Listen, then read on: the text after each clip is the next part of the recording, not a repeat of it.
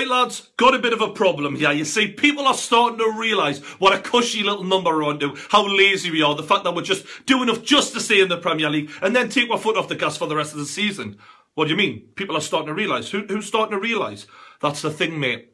It's Phil Neville. Phil Neville? That useless cunt. He hasn't got a fucking clue. If he's starting to realise we're up shit creek, lads, we're going to have to put a shift in here or something. Something's got to be done here. What do you mean? How much of a shift? Like, what, 3 or 4 games?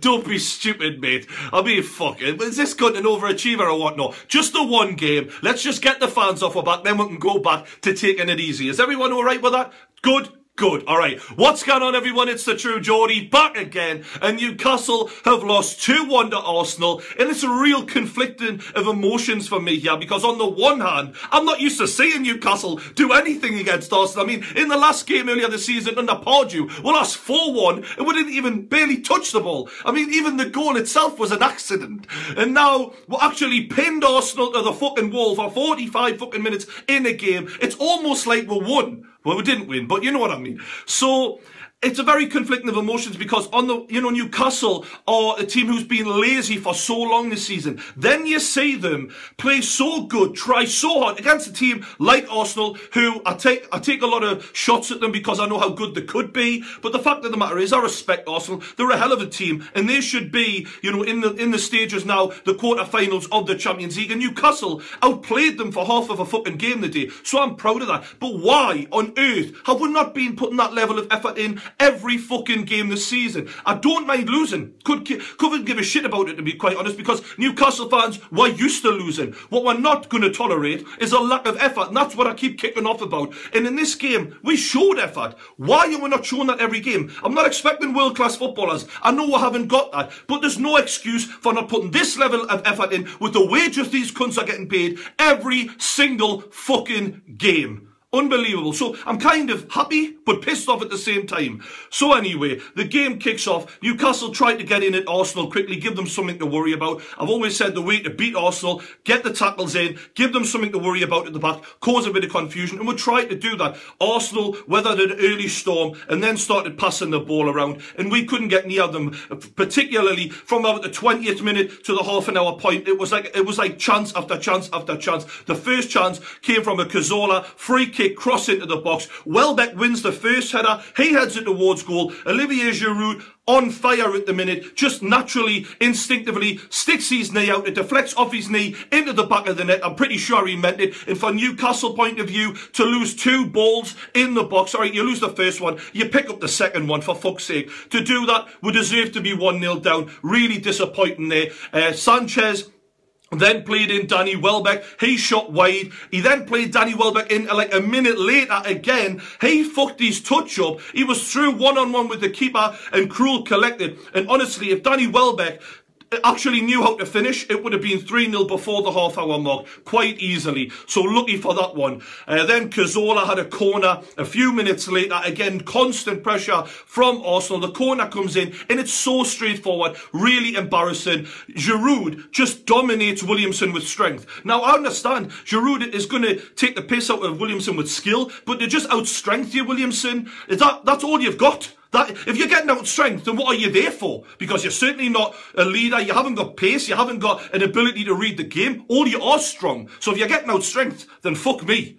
So Giroud just dominates him in the air, heads it towards the corner. Anita is on the post, but he's not actually on the post. He's supposed to be on the post, but he's not near enough to the post to stop it from going in. Pointless. 2-0, and it's not even half-time yet. It gets to half-time, and I'm thinking to myself, thank God Danny Welbeck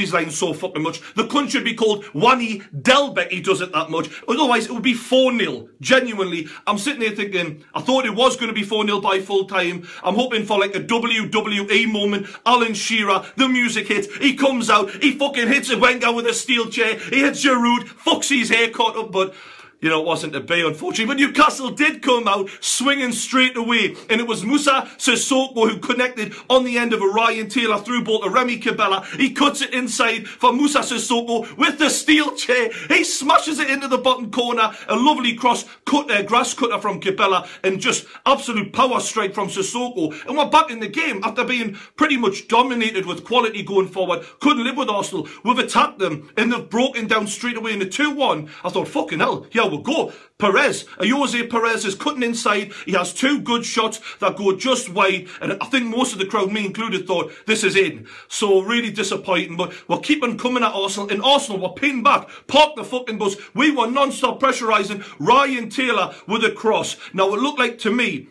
it hit Chambers' hand.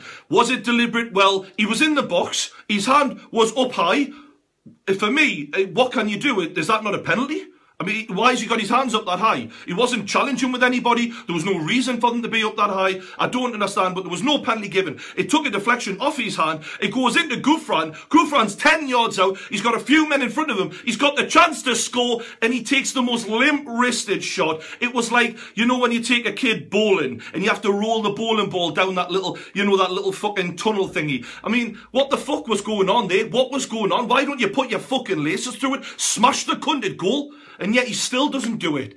Gouffran, mate, that was the chance. Newcastle have a lot of pressure. Perez had a deflected shot, and I've got to give credit to Espina, who made some great saves. This one took 2 deflections as Perez cut in from the left-hand side, and Espina just sticks a leg out, saves it somehow. Really a world-class save. Full time comes, disappointed but proud at the same time. We put a performance in. Where was that against Everton in the last match? I don't know. Why can we not consistently do this?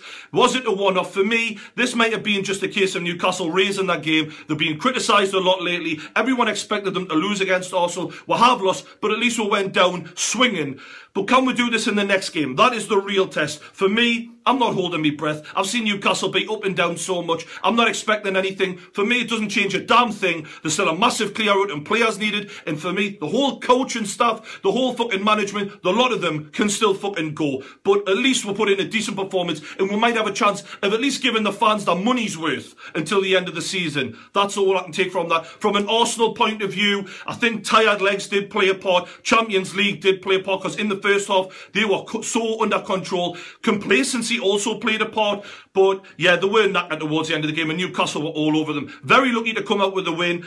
Man of the match, I'll probably give it to Sissoko for the goal, and he just worked his socks off all day. I was slightly worried that he was trying to put himself in the shop window after everything he said about Arsenal. Twat of the match, Danny Welbeck. I mean, that kid should have put us to sleep in the first half and finished the game there and then. An England striker, when you've got Harry Kane scoring the way he has, Wayne Rooney scoring the way he has, even Berahino and Charlie Austin, Welbeck's finishing for an England striker who gets in time and time again because he's an Arsenal player is nowhere near good enough right now, in my opinion. So let us know, Arsenal fans, how you saw the game. Do you feel like you were lucky to get a point? Newcastle fans, do you think I'm right? Do you think that we should expect this level of effort every game? Or is it fair that they just raise that game on a one-off? Let us know if I'm being unreasonable. Let us know what you think in the comments below. Don't forget to like the video, subscribe to the True Geordie YouTube channel. Thanks for watching, and I'll see you later.